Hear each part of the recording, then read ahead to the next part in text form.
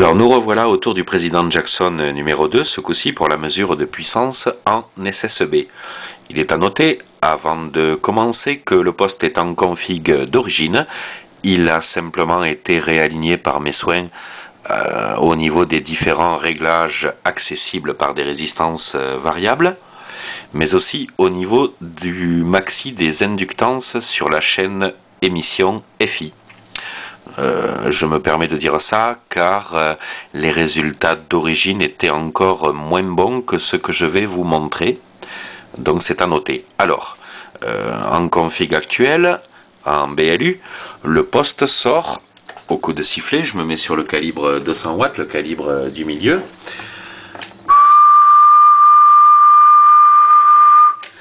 « 25 watts. 25 watts de puissance pour le maxi.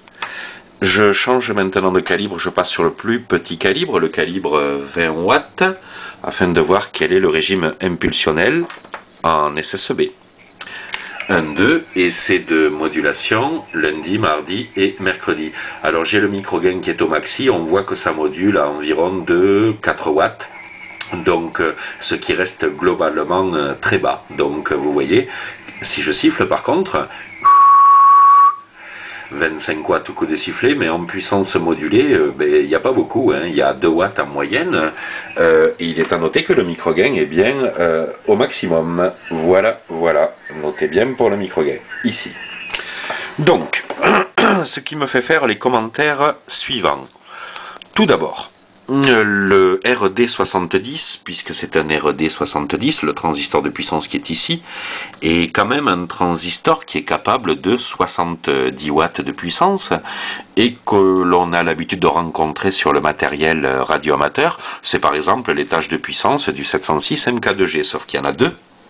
C'est également ce qu'utilise Yaesu sur les petits postes FM VHF mobiles monobande qui sont capables de sortir 65 watts en VHF.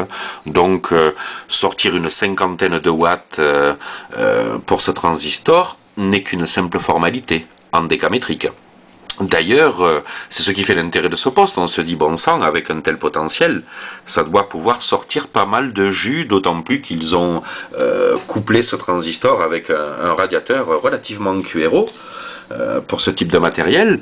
Donc ça laisse présager de super performances. Seulement voilà, l'appareil est bloqué à 25 watts quoi qu'il arrive, et une puissance de modulée relativement basse. Alors disais-je, il est à noter que sur la doc de réalignement, président préconise un courant de repos de 1 ampère 6 au niveau du RD70, ce qui est quand même une amorce de classe A. Ce n'est pas une véritable classe A pour les puristes, mais je vais tout à l'heure déterminer justement jusqu'à quelle puissance il est en classe A et à partir de quelle puissance il bascule en classe AB. Voilà. Donc je vous invite à me retrouver tout à l'heure et je vous remercie de m'avoir suivi.